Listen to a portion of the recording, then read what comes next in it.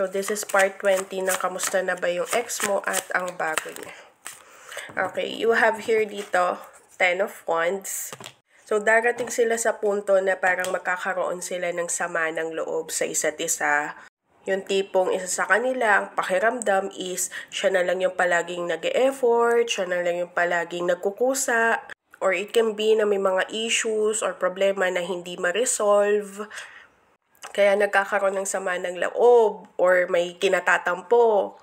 It can be na naranasan nyo din to sa ex ninyo na kapag may kinatatampo kayo is ang ginawa ng ex nyo na yan is nagdahilan pa, sinabayan ka pa, or walang ginawa, binigyan ka lang ng silent treatment, hinayaan ka lang, wala man lang empathy yung animal. O di kaya napapansin nyo din na habang tumatagal yung relationship nyo dati is hindi na siya nag-e-effort or puro pagtatalo na kayo. At mahirap yung mag-hold on sa relationship na ganyan.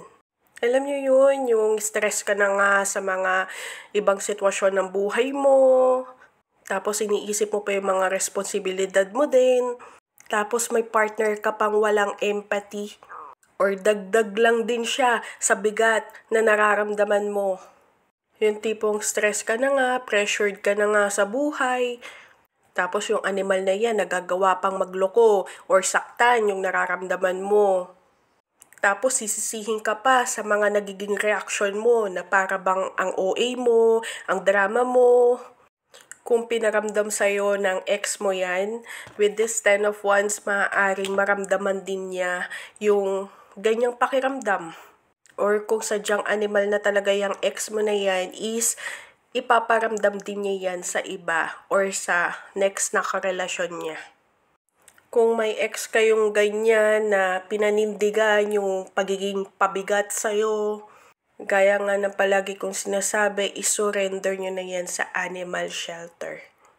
For others of you, huwag nyo nang antayin talaga yung sobrang malugmok kayo or sobrang maubos kayo dahil sa pinaparamdam nitong animal na to. Although wala namang relationship na perpekto, pero ito kasing animal na to, hindi niya alam yung gagawin sa sitwasyon. Imagine nyo, umiiyak na kayo, malungkot kayo, stress na kayo, nagagalit kayo, masama ang loob ninyo. Tapos pinapalala pa nitong animal na to yung nararamdaman mo. Saka may mga sitwasyon or problema na hindi naman nare-resolve ng simpleng sorry lang. Kung magsabi pa ng sorry, akala niya walang naging epekto sa'yo yung nagawa niya or nasabi niya. Actually, mararamdaman nyo naman yun pag sincere yung sorry ng tao.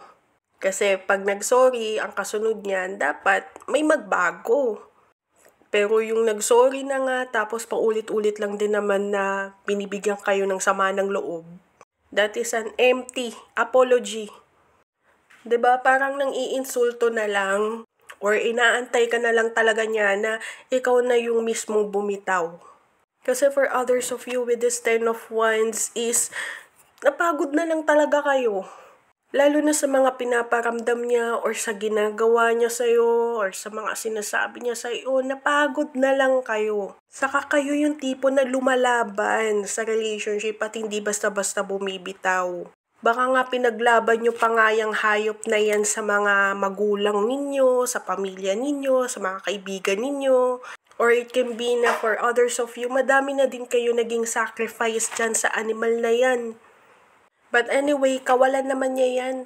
Lalo na pag natauhan ka. Kumakapit pa ba ang lahat? Part 21 tayo.